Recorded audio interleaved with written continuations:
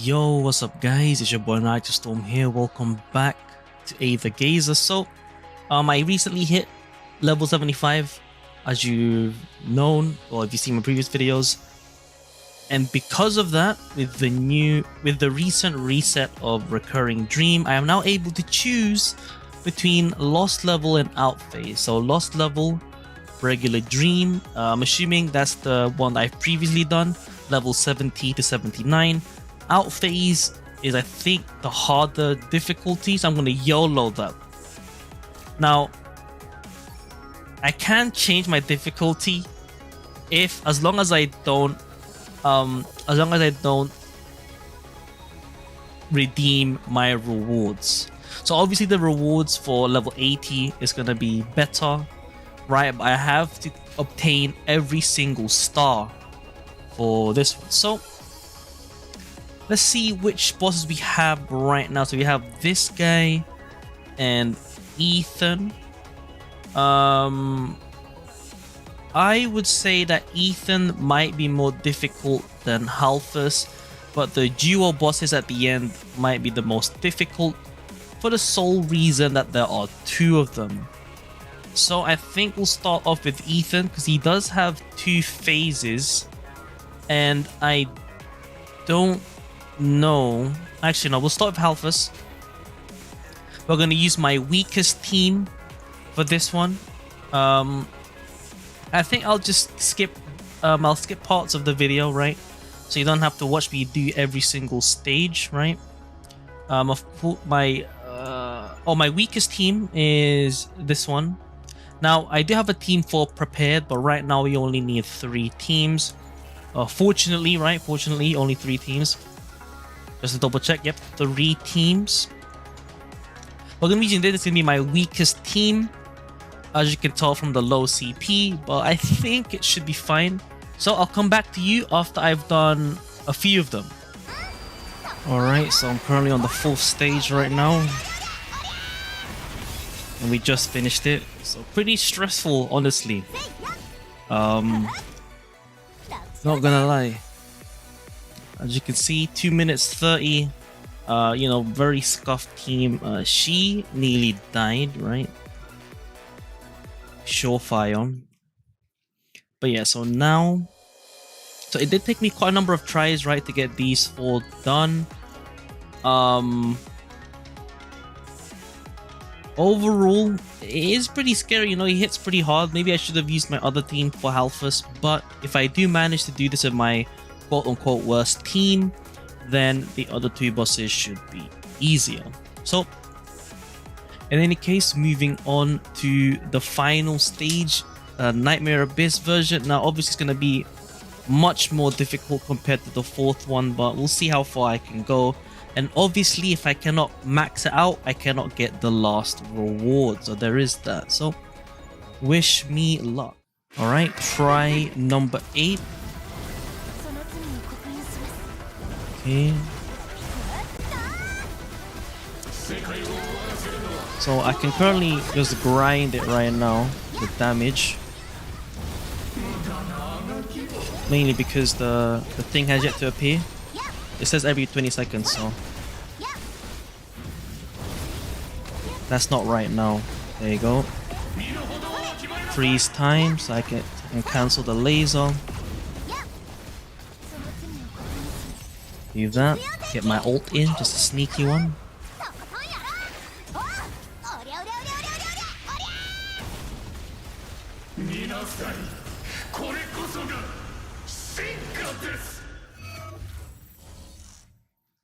We normally take the red one in this scenario. Alright, we're gonna go with the classic first skill. Into ult, into freeze. And then I run out of the way. Just so I'm not near my teammates. Okay, got my dodge time there. Okay, break time, straight to ult. So I've gotten used to how it attacks with the laser, so at least I have a higher chance of dodging it. So bang. This. And third one.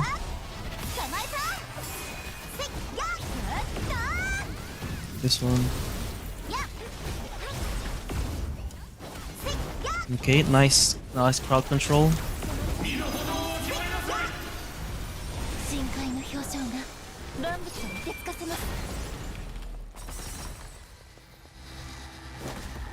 Oops, I need to get out.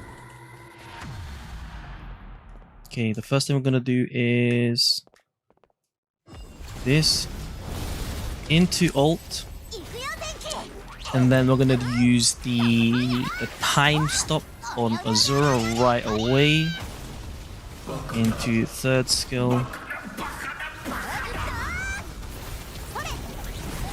So from here on, I just have to pray that no one dies, including myself.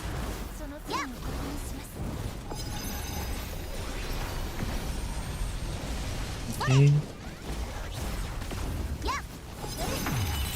Oh. Oh my god, oh my god. Time freeze. This one. Then this one. Stack all my fire damage and then ult. Come on. Oh my god, I actually did it. Oh my god, I actually did it. Oof, very scuffed team, but we did it in 2 minutes 33. Here's the damage stats, as you can see. The damage that Azura and Poseidon has done is, you know, relatively similar in damage. Both 0 damage taken. Yeah, easy. 0 damage. Very nice. So only Surefire's taken damage. Alright, so that's the first boss. So time for me to move on to the second boss, which is Ethan. So before I, you know, cut the video and jump straight to Nightmare, hopefully. Let's see, wait. Okay, cool. We'll be using my second team, which is Jin A. Actually, yeah, these three. But before I start, let's take a quick look at my team that I used here. So here's my Azura. Here are the skill levels, the access key, and the sigils, and the sigil skill effects. Here you go. And then here is my S Poseidon. Here are her stats. Her skills, access key, and then her sigils and her sigil skills. Oh, forgot about Aether code. Aether code for Azura, Aether code for Poseidon, and then last but not least, we have Surefire. Here are her stats. Here are her skills, the access key, the sigils, and the skill effects. And Aether code is just one of each. And there you go. So also, just a side note, I did borrow a sigil. I borrowed my Shinku sigil, just to keep in mind. But in any case, let's go to Ethan and give the sigil back to my Shinku. Right here, change, and there you go. Alright, so this is going to be the team, right? And I'm going to be leading with Jin A. Alright, so I'll come back to you once I hit the last stage. Alright, so we've hit Nightmare Abyss. It did take me a while as of this recording because, you know, I got a little bit busy. So the last stage is unlocked as of today. But I'm already at Nightmare Abyss. It's been much more fun experience with this team. Obviously, because, you know, the characters are, I guess, you know, there's better synergy between them. But in the case, let's have a crack at it. Hopefully I can do it on the first try. And then we'll go over the builds of the clear. Okay, so we're up against Ethan. We'll start off by getting a dodge in, but I didn't actually activate that. And I messed up already.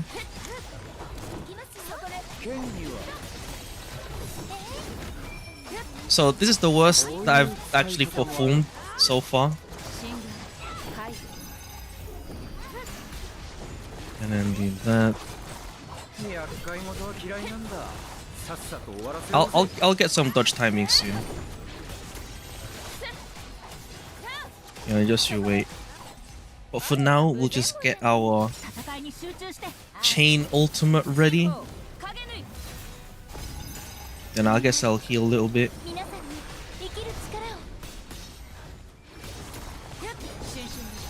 Okay, I messed up the divine grace there.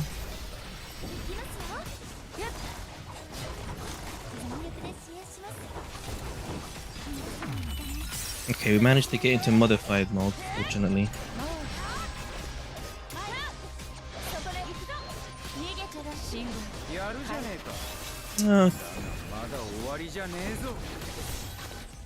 He was about to attack, but I cancelled it by activating Chain Ultimate.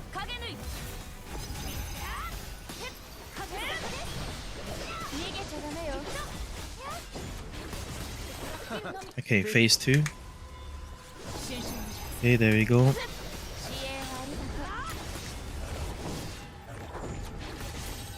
We'll get her all in just, you know, get some more max HP. Because why not?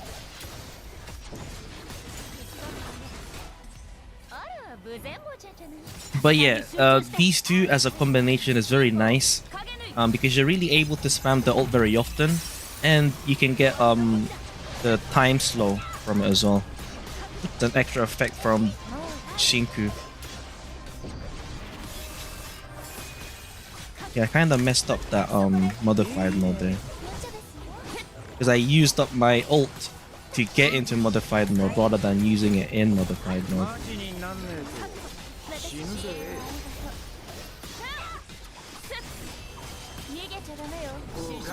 Okay, we'll just go ahead and use it again.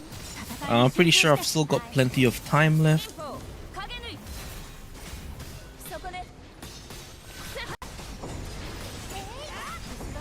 And there we go.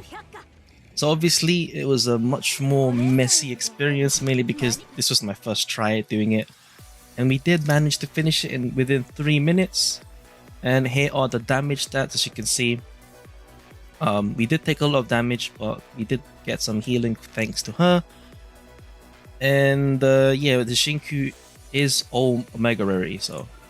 But yeah, now let's take a look at the build before we move on to the last boss, which I hope I can do. We'll go ahead and go here. So let's start off with my 9k, nearly, barely, you know, below 10k CP, a Poseidon. So as you can see, Omega Rarity, obviously, because everyone gets her for free at Omega Rarity. The stats right here, the skills, access key, sigils, and her Aether code. So I just went all blue just to make it, you know, just like healer mode. Obviously, offensive wise, there's better Aether codes, like for example, just this one. The additional attack is increased by 40%. That's her attack buff. And then who's next? Right, let's go with Shinku. As you can see, she's also Omega Rarity. Here are the stats, the skills, access key, the sigils, skill effects. I did it straight for Poseidon because I didn't upgrade them. And then Aether code. There you go. So I went with full blue on her. And then last but not least, we have Jin A. Here are the stats, the skill levels, access key, sigils, skill effects, and Aether code. So I went with 1 yellow, 2 blue, just to get to the debuff part, because I do spam the physical one only. I could do this one, but it's just crit rate for control resistance active, which is kind of useless because I only used this one. If I was spamming Wondrous Thunder, then yes, or if I had a character on my team that was doing, oh no, control resistance active, my bad, as like for bosses actually, pretty decent. I already have enough crit rate as it is due to my sigils, so I didn't get that, and instead I went for crit damage for every earth hold, which means double earth is physical, the physical attack, which lowers defense. Now I was thinking to go with full yellow instead, because if Mudra is lost, like when I use the skill and I run out of this thing, the whole thing that I use, the event, the buffs are extended by 3 seconds and the buff is boosted by 100%. So instead of 100% crit damage, I have 200% crit damage for 3 seconds after I use a skill, assuming I didn't have max Divine Grace after using it, which would probably have been more DPS overall, but we still managed to do it with my current Aether code.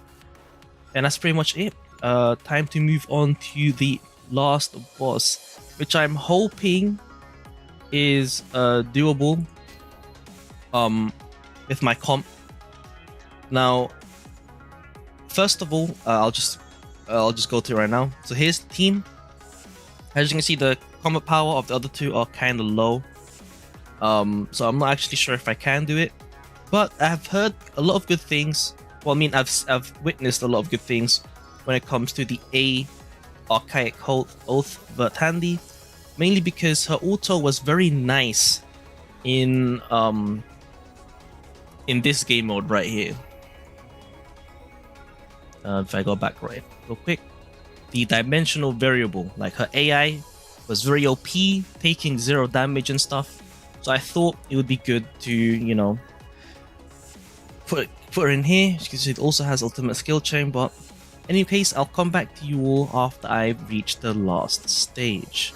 Alright, so as you can see, we're on the last stage now, and obviously this is basically my most fun composition. Not really because of like the other two characters, but Archaic Oath is very nice to use with alongside Tsukuyomi. But you know, it's Tsukuyomi that's making this comp very fun. You know, like her gameplay, you know, is very smooth. I like how you ramp her up and so on. Like the gameplay, it really suits my style, I think. You know, at first I didn't really know what kind of style suits me best, but her one is probably, you know, very close to what I really want in an action, you know, like in a combo of a certain character. I guess, you know, other games have this as well, but you know, in any case, the aim of this comp is essentially just to use Tsukuyomi and then just carry the whole team. Obviously, here are my modules. I've shown it before, I'll just show it again.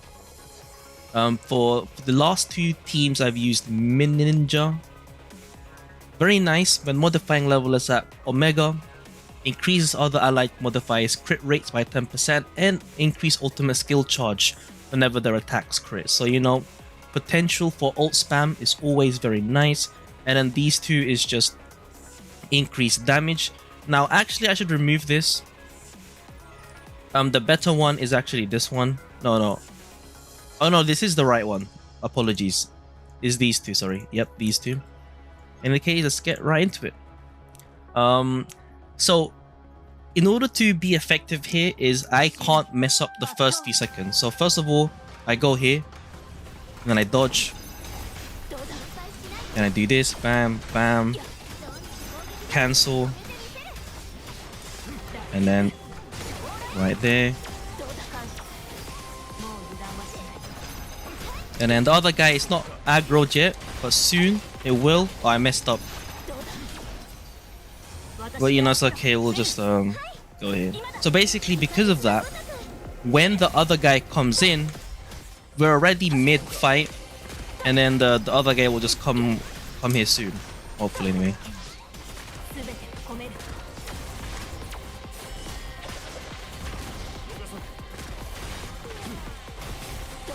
Oh, but it seems like she's fighting it separately, which is, you know, not really good for this one. Oh, here we go. We'll just go ahead and do this now that they're, you know, together. That took longer than it did the first time on the prior stage.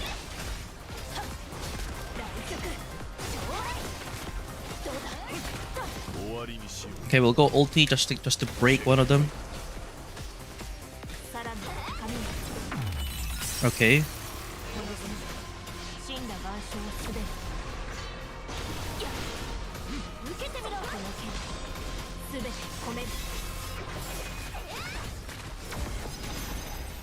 Okay, we'll ult again. I think the other one's within range.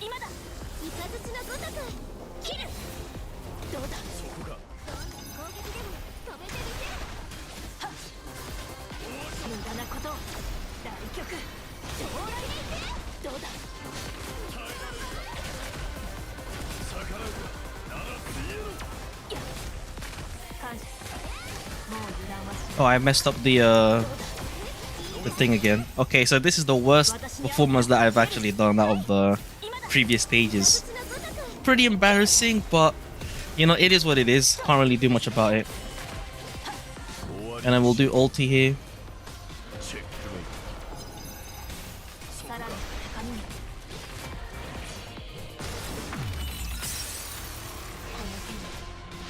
Now we'll just do this. The other guy, I think, is probably defeated by now.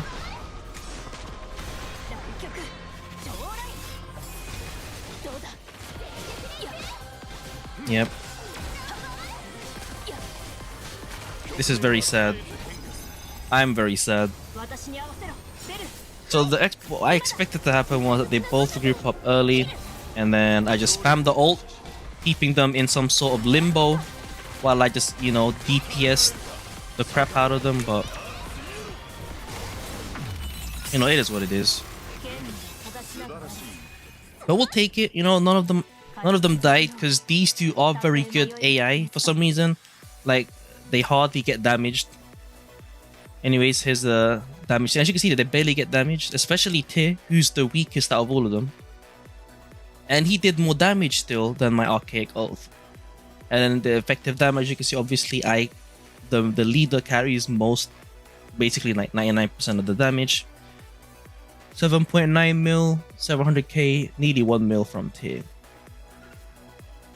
And there you go. So now let's take a look at the stats and then my overall thoughts and experience regarding 80 out of 80. So first of all, let's start off with Te. As you can see, 6.9k CP, combat power. Here are the stats. As you can see, very abysmal. Here are his skills, only level 15. Access key, 31 out of 40. I know it's kind of hard to look at. Sigils. Level 1 sigils, of course, obviously no skill effects. And an Aether coat, I went full yellow on him. I feel like it's his nicest one, well, the most convenient one, all round, pretty decent. Got some nice crit rate and stuff, you know, additional casting.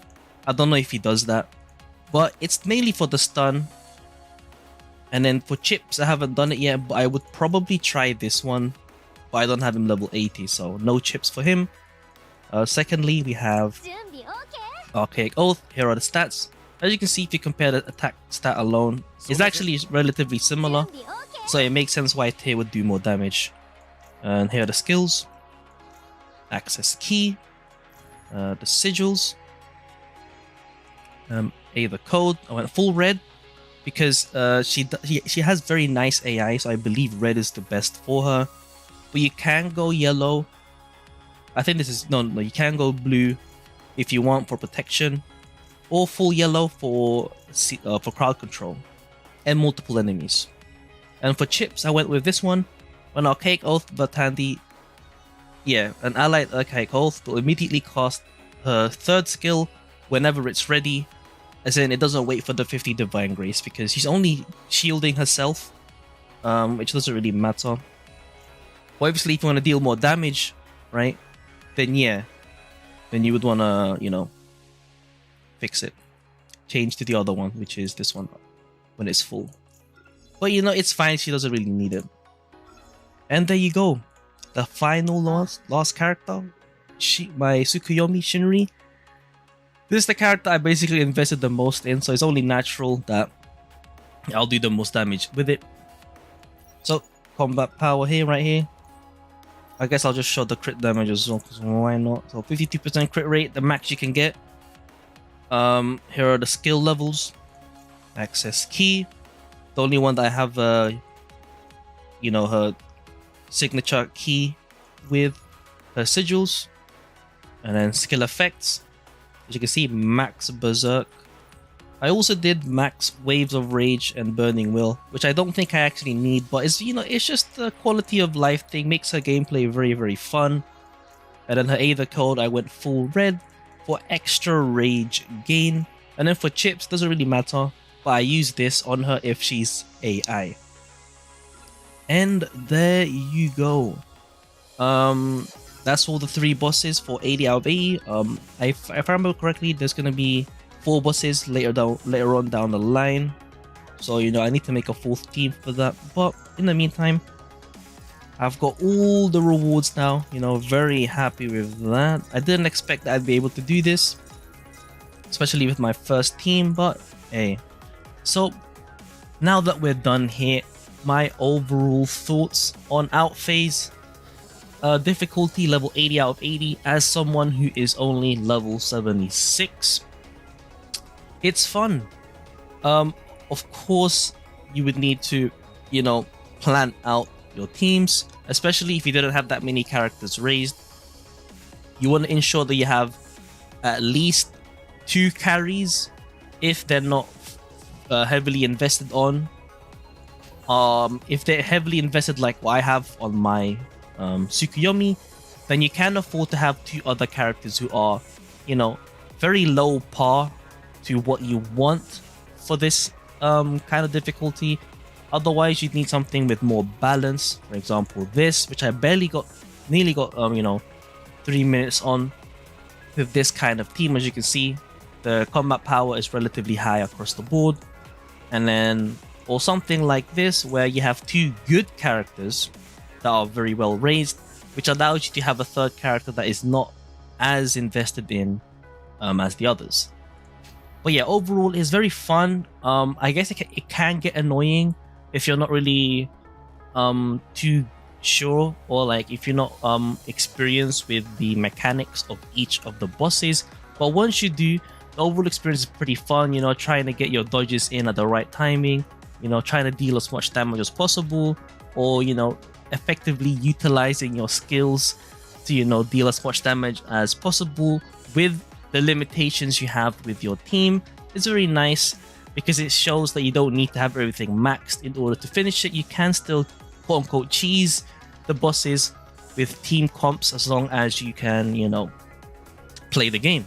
But yeah, that's about it for this video. Let me know in the comments below what you thought about it or anything in general, especially if you have any other questions in regards to Aether Gazer or anything in general. Do let me know down in the comments below. It's been your boy Nitrostorm. I'll see you guys in the next stream or video. Peace.